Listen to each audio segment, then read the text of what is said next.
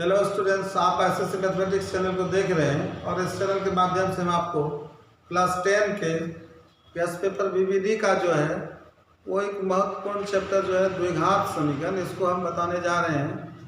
और इसके पूर्व के वीडियो में भी मैंने आपको द्विघात समीकरण के बारे में ही बताया था।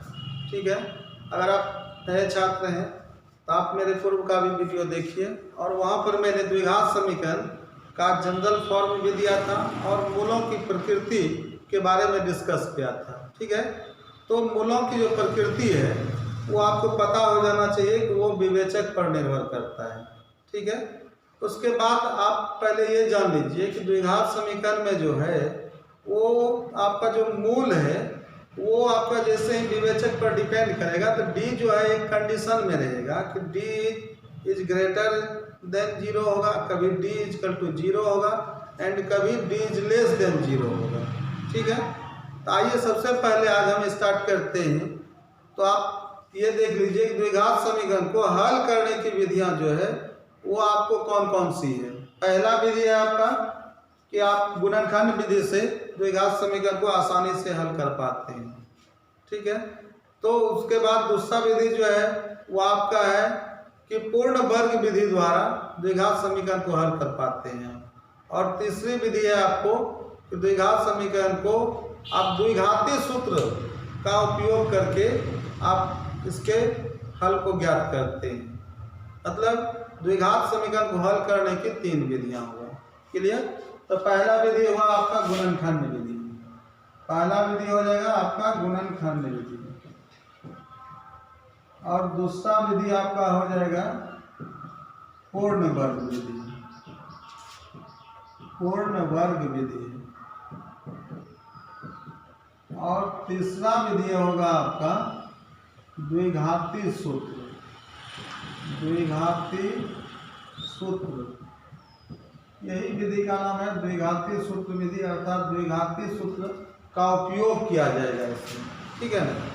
तो आप क्या करते हैं, गुणनखंड विधि आप जनरली जान रहे हैं कि मध्य पद का बंटवारा करते हैं तो द्विघात समीकरण का जो फॉर्म हो जाता है वो फैक्टर फॉर्म में हो जाता है। फैक्टर फॉर्म से आपको द्विघात समीकरण का 2 मूल प्राप्त हो जाता है। ठीक, इसके बाद आप जब पूर्ण वर्ग विधि में आते हैं तो इसका एक रूल बना है जिसको हम बताएंगे। ठीक है, कि पूर्ण वर्ग विधि को जो है श्रीधराचार्य ने बनाया था, तो इसका हम व्यापक तौर पर उपयोग करेंगे। जो हार्ड फैक्टर होगा तो जिसके मध्य पद का बंटवारा आप नहीं कर पाएंगे उसको आप पूर्ण वर्ग विधि या द्विघाती सूत्र विधि का उपयोग करके आसानी से इसका मूल ज्ञात कर सकते हैं। ठीक है ना? इसके बाद तीसरा विधि है द्विघाती सूत्र विधि। इसी विधि में आपको विवेचक आता है द्विघाती सूत्र विधि में। ठीक है ना? तो विवेचक पर डिपेंड करता है। तो यहाँ पर ये देख लीजिए कि ये 3 विधियों से हम क्या करते हैं, द्विघात समीकरण को हल कर पाते हैं। पहला सिद्धांत ये हो गया। आइए हम लोग प्रश्न को स्टार्ट करेंगे और उस प्रश्न में जो आपको सिद्धांत बनेगा उसको हम बीच में बोलेंगे। ठीक है, प्रश्न संख्या आप स्टार्ट कर रहे हैं हम लोग 11 से। प्रश्न संख्या 11।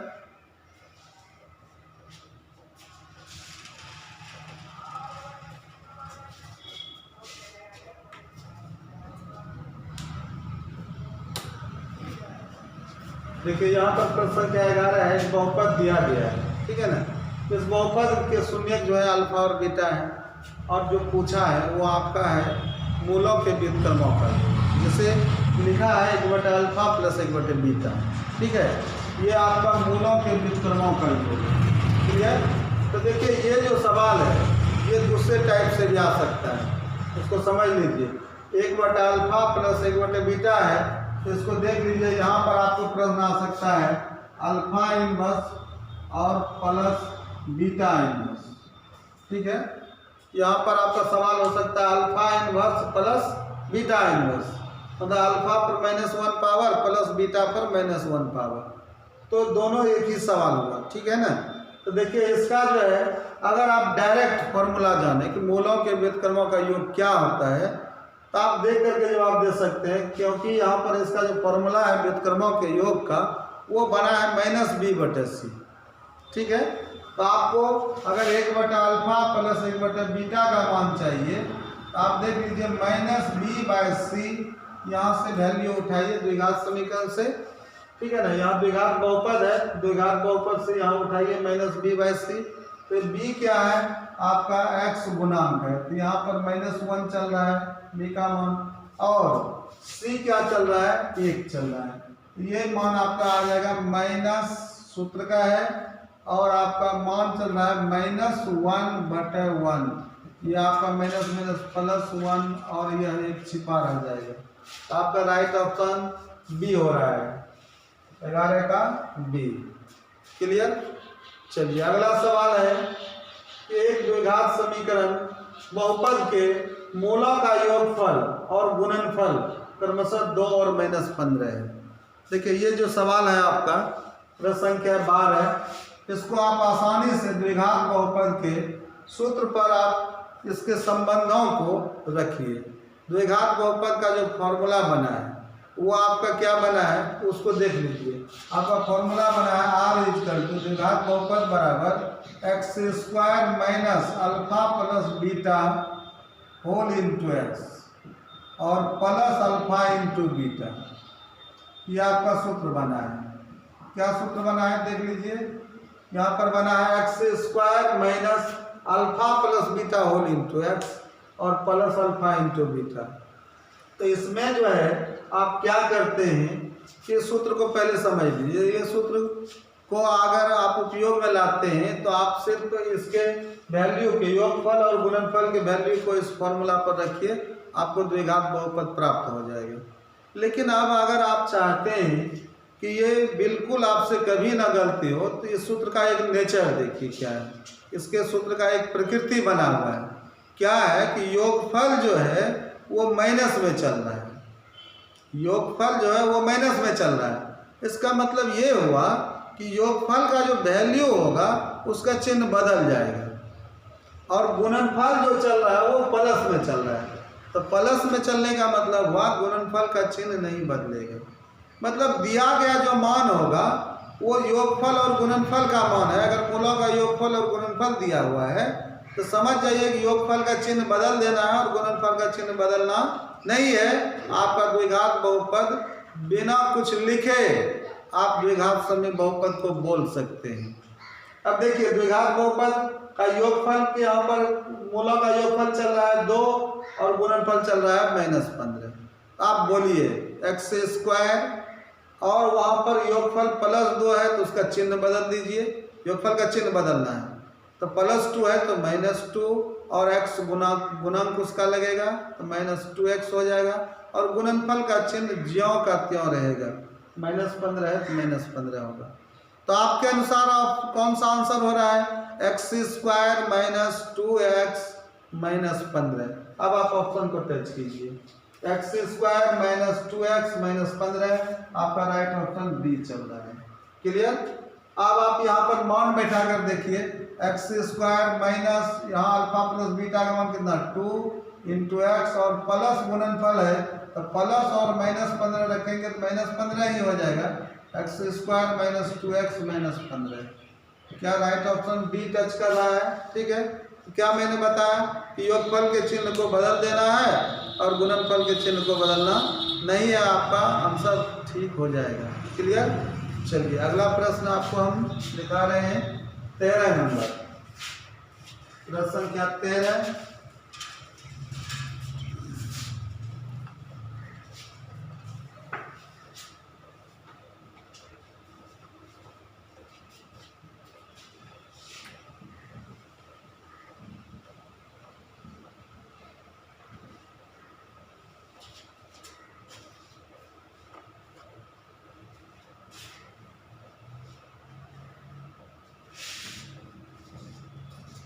देखिए प्रश्न संख्या 13 जो है यह आपका, यदि f(x) ये फंक्शन फलन के रूप में है, x के फलन के रूप में f(x) इतना का शून्यक अल्फा बीटा है तो यहाँ देखिए तो पूछा जो है वो आपका ऑप्शन से टैली करना है कि ऑप्शन में क्या पूछा है।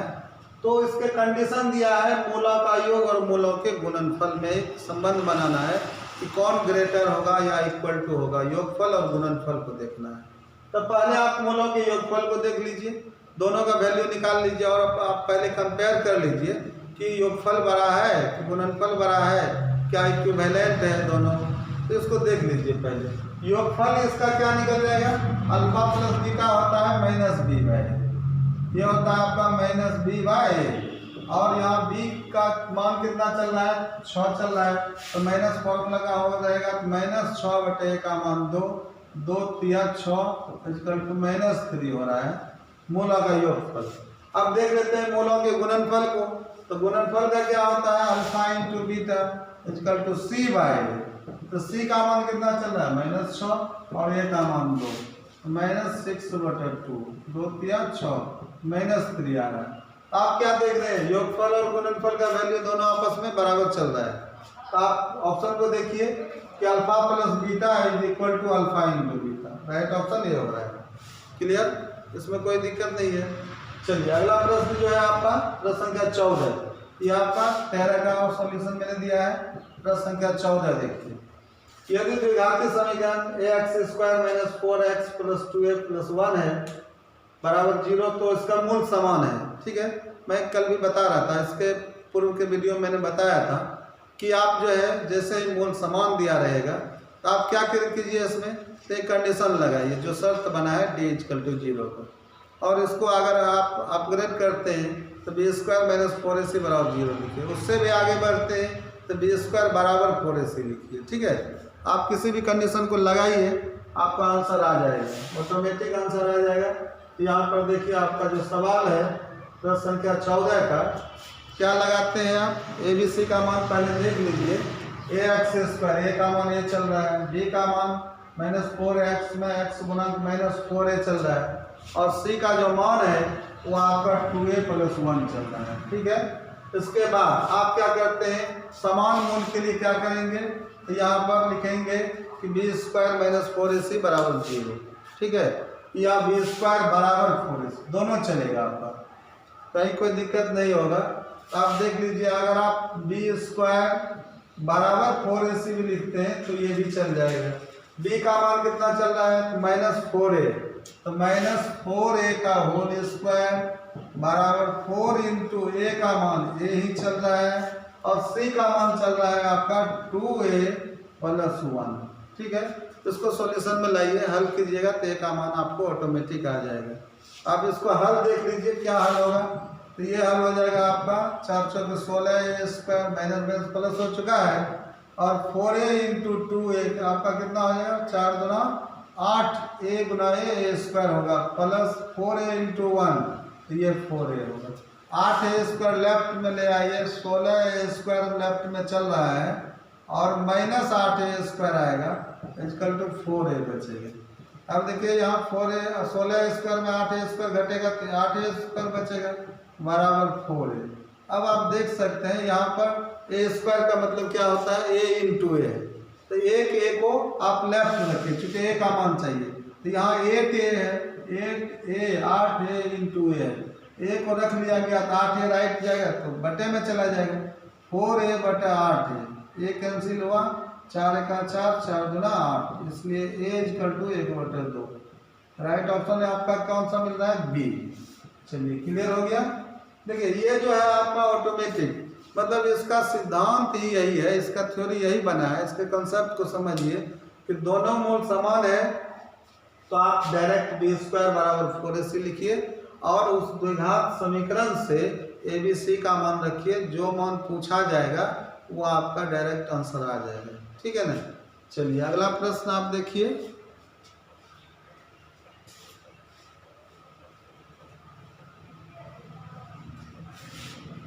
प्रश्न संख्या 15 को देखिए। ठीक है,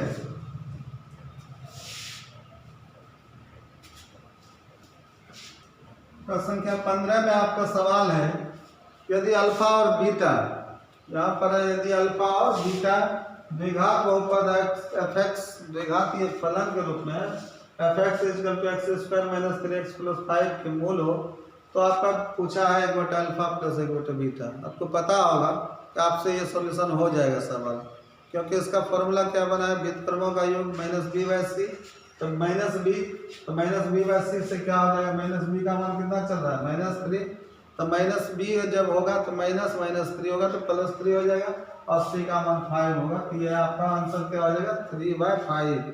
कहाँ चल रहा है आपका 3/5, राइट ऑप्शन ये हो जाएगा। ठीक है, इसमें कोई दिक्कत नहीं है। आपका इसका फॉर्मूला भी बना है मूलों के व्युत्क्रमों का योग का -b/c।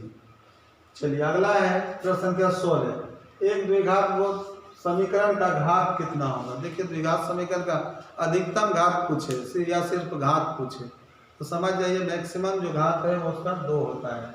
ठीक है ना, और घात के आधार पर वेरिएबल पर जो मैक्सिमम घात होता है उसी के आधार पर उसका नाम जो है बहुपद का नाम द्विघात बहुपद और उसके समीकरण का नाम द्विघात समीकरण पड़ा है। ठीक है ना, तो यहाँ पर द्विघात समीकरण का घात क्या होता है 2 होता है, मैक्सिमम 2 होता है, +2 होगा, -2 नहीं होगा। ठीक है ना, +2 घात हो जाएगा, राइट ऑप्शन ये हो गया। अगला प्रश्न देखिए, प्रश्न संख्या आपका 17। देखिए प्रश्न संख्या 17।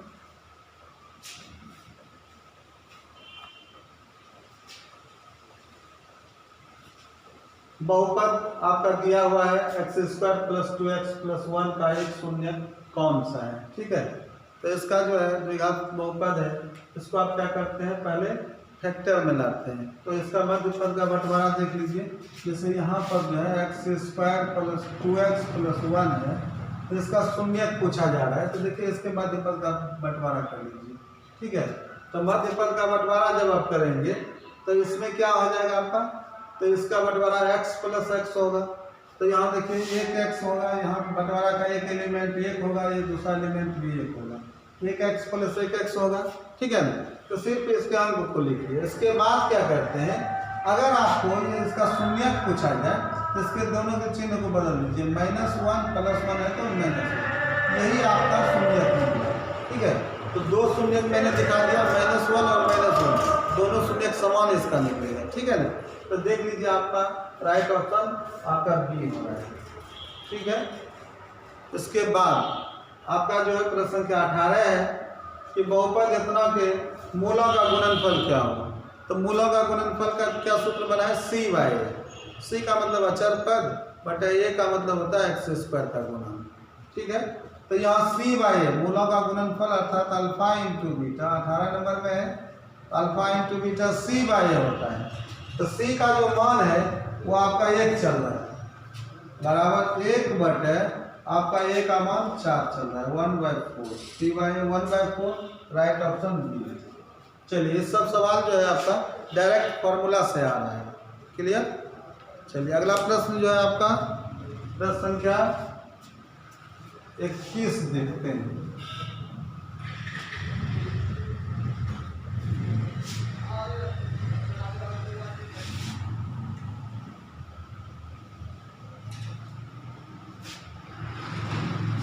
प्रश्न संख्या आपका 19 होगा ना, ठीक 19 देखते हैं।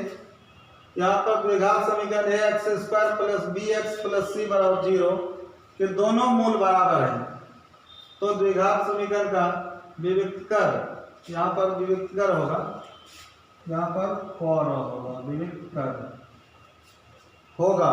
ठीक है, यहाँ पर बी ऑप्शन नहीं रहेगा, कटेगा। ठीक है ना, विविक्तकर होगा। तो देखिए यहाँ पर जो है कंडीशन जो है द्विघात समीकरण का स्टैंडर्ड फॉर्म है ना, तो मूल समान होने का जो शर्त बना है d = 0 वही आपका है। आपको तो देख करके समझ में आ गया होगा कि दोनों मूल समान है अर्थात d = 0 होता है। d क्या है, डिस्क्रिमिनेंट है, उसी को हम लोग विवेचक भी कहते हैं और विविक्तकर भी कहते हैं। तो यहाँ पर d बराबर क्या हो जाएगा, d 0 हो जाएगा, यहाँ राइट ऑप्शन ये हो जाएगा। ठीक है, चलिए अगला प्रश्न संख्या 20 है। यहाँ पर समीकरण दिया गया है, समीकरण दिया हुआ है, राइट में 0 होगा इसका। ठीक है, का विविक्तकर जो है यहाँ पर विविक्तकर लिखा होना चाहिए, गलत लिखा गया है में विविक्तकर। ठीक है, फॉर लगेगा, विविक्तकर बराबर है, क्या बराबर होगा, तो विविक्तकर का मान निकालिए, d बराबर होता है b² - 4ac। ठीक है ना, उसी पर आपका abc का मान रख दीजिए। तो d बराबर होता है आपका सूत्र विवेचक का b² - 4ac। इसके मान को रखिए, b का मान क्या चल रहा है, y गुना 5 है, a का मान क्या चल रहा है 2√2 और c का मान चल रहा है √2। ठीक है ना, तो b² 5² हो जाएगा आपका, यहाँ पर 5² - 4 × ए का मान है 2√2 और सी का मान चल रहा है √2। ठीक है, 25 25 हो जाएगा और √2 2 2 2 4 4 4 16, ये घटाइएगा तो ये आपका 9 आ रहा है। तो राइट ऑप्शन आपका ए हो रहा है। प्रश्न संख्या 20 हो गया। मतलब ये सब सवाल जो है आपका बेसिक है, मतलब इसको आप डायरेक्ट विवेचक जैसे निकालते हैं। द्विघात समीकरण में विवेचक का जो फॉर्मूला बना है वो b² - 4ac बना है। आपको द्विघात समीकरण में abc का मान दिया रहता है, आप आराम से इसमें abc का मान रखिए और विवेचक निकल जाएगा। क्लियर। चलिए अगला प्रश्न हम लोग देखते हैं 21 नंबर।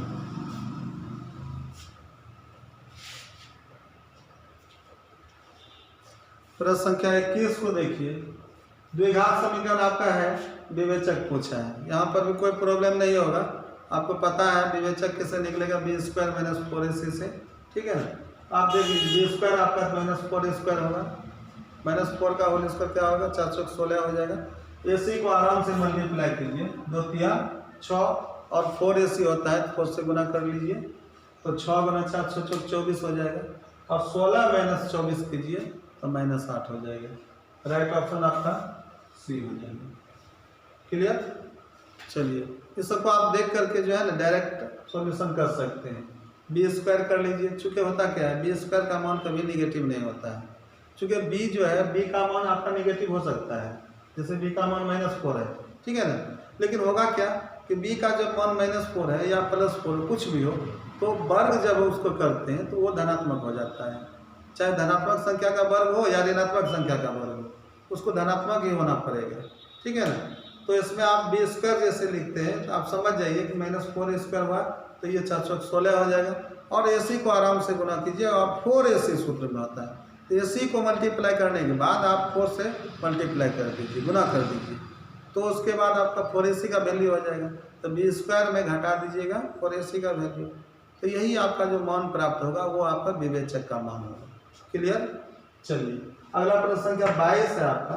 ये दिया गया है और के मूलों का योग का मान क्या होगा। डायरेक्ट आप फॉर्मूला लगाइए, मूलों का योग का फॉर्मूला क्या बना है, -b/a बना है। तो -b/a, तो माइनस और b का मान चल रहा है 2, तो देखिए -b/a क्या हो जाता है, इसका वैल्यू, योग का वैल्यू यही है आपका। तो माइनस फॉर्मूला में है और b का मान चल रहा है 2 और a का मान चल रहा है 1, x² × 1, यही -2/1 -2। राइट ऑप्शन आपका हो रहा है ए। क्लियर। देखिए ये सब सवाल बिल्कुल आपका आसान है, लेकिन आपके लिए आपको इसके लिए जो है बेसिक जानना जरूरी है कि मूलों का योगफल का फॉर्मूला क्या होता है, -b/a, मूलों का गुणनफल का क्या होता है, c/a। ठीक है ना। दोनों मूल समान होते हैं तो आप किस कंडीशन को लागू करते हैं, तो d = 0 को या b² - 4ac = 0, अर्थात b² = 4ac को, इस टाइप से। ठीक है ना। ये कंडीशन है, इसी कंसेप्ट को लेकर के आप किसी सवाल को हल करते हैं। दूसरा विवेचक पूछा जाता है तो आपका abc जो रियल नंबर दिया रहता है उसमें abc का जो संबंध बना है डिस्क्रिमिनेंट में, विवेचक में, d = b² - 4ac, उसी पर आप b² कीजिए और -ac को गुना करके 4 से मल्टीप्लाई करके घटा लीजिए b² के मान में, ऑटोमेटिक आपको विवेचक का मान आ जाता है। क्लियर। चलिए अगला जो प्रश्न हम लोग देखेंगे, प्रश्न संख्या हो जाएगा आपका 23।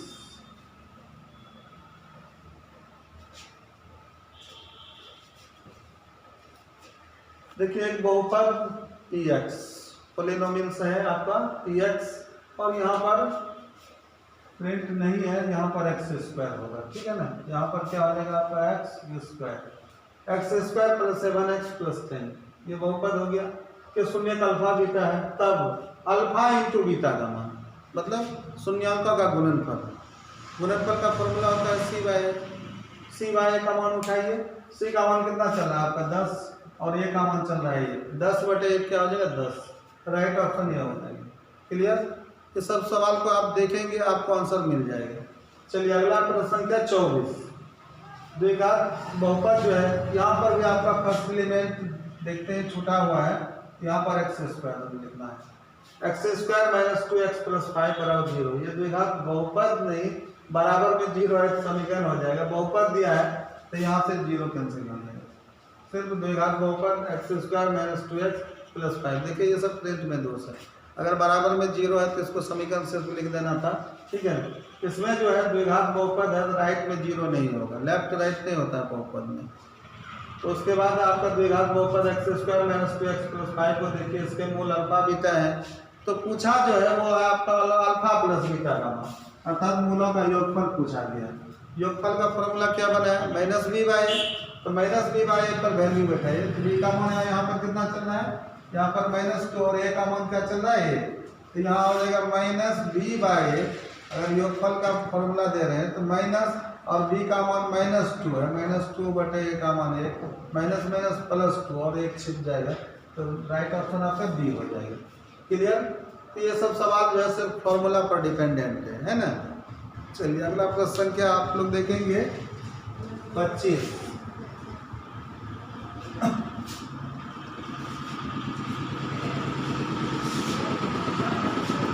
अगला प्रश्न आपका 25। 4x² + 1/7 डॉट बहुपद है, ठीक है। तो इसको पूछा है कैसा बहुपद है, क्योंकि ऑप्शन में दिया गया है कि बहुपद है। तो देखिए यहाँ पर जो है आपका मैक्सिमम वेरिएबल x है और x का जो वैल्यू यहाँ पर घात है 2 चल रहा है। मैक्सिमम घात कितना चल रहा है 2, और 2 घात वाले को हम लोग द्विघात बहुपद कहते हैं। राइट ऑप्शन बी हो जाएगा, ठीक है ना। चूँकि वेरिएबल पर मैक्सिमम जो घात होता है उसी के आधार पर आपको बहुपद का मान रहता है। बहुपद का जो नाम बना है x पर, अगर वेरिएबल पर अगर एक घात है तो रैखिक होता है, लीनियर कहा जाता है, और 2 घात है, द्विघात 3 है, त्रिघात 4 है, द्विघात होता है। इस टाइप से आप बहुपद का मान रख पाते हैं, ठीक है ना। इसके बाद है आपका प्रश्न संख्या 26 है। इसमें है आपका निम्नलिखित में कौन सा द्विघात समीकरण है, ठीक है ना। तो यहाँ पर देखिए द्विघात समीकरण है, तो द्विघात समीकरण का जो स्टैंडर्ड फॉर्म बना है वो x² + bx + c = 0 बना है, ठीक है ना। इसका फॉर्म का बना standard form x² + bx + c = 0 बना है। इसमें जो है आप देख लीजिए कि जिसका x वेरिएबल का 2 घात, मैक्सिमम 2 घात जो है उसका अस्तित्व रहना चाहिए, तो वो ऑप्शन आपका द्विघात होगा। और जिसमें मैक्सिमम घात 2 नहीं रहेगा वो आपका द्विघात नहीं होगा। आइए ऑप्शन ए को देखते हैं। x वेरिएबल का 1 घात चल रहा है तो ये लीनियर हुआ, रैखिक हुआ, ये द्विघात नहीं हुआ।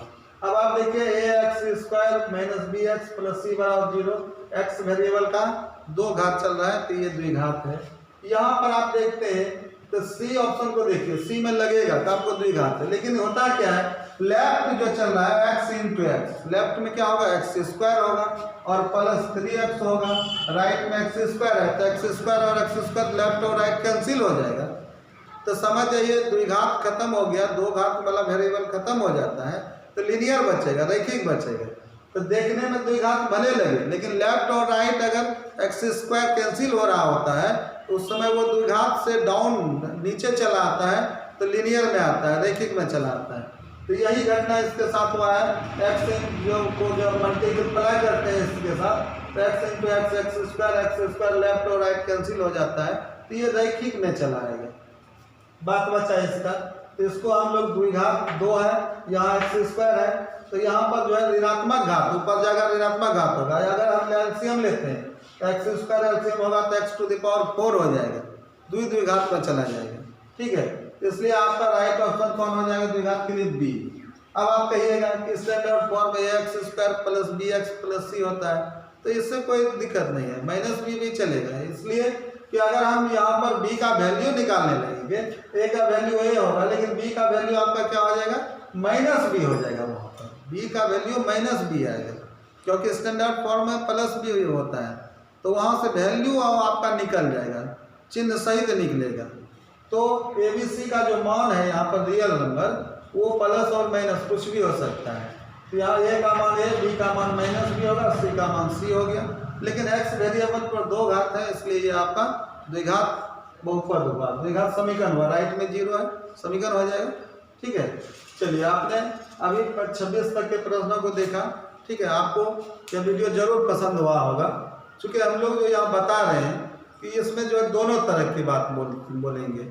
एक तो आपको बेसिक कंसेप्ट की भी जानकारी होनी चाहिए, जब तक आप बेसिक कंसेप्ट को नहीं जानेंगे तो आप किसी भी सवाल को देख करके उसका आंसर नहीं बोल सकते हैं। इसको आप जरूर देखिए और मेरे पूर्व का वीडियो देखिए। द्विघात समीकरण मैंने इससे पहले के वीडियो में भी डाल दिया है, ठीक है। और ये वीडियो मेरा लगातार जारी रहेगा और बीबीडी का गैस पेपर पहले हम लोग पूरा सॉल्यूशन में डाल देंगे, इसके बाद दूसरे गैस पेपर की भी आप तैयारी कर पाएंगे। धन्यवाद।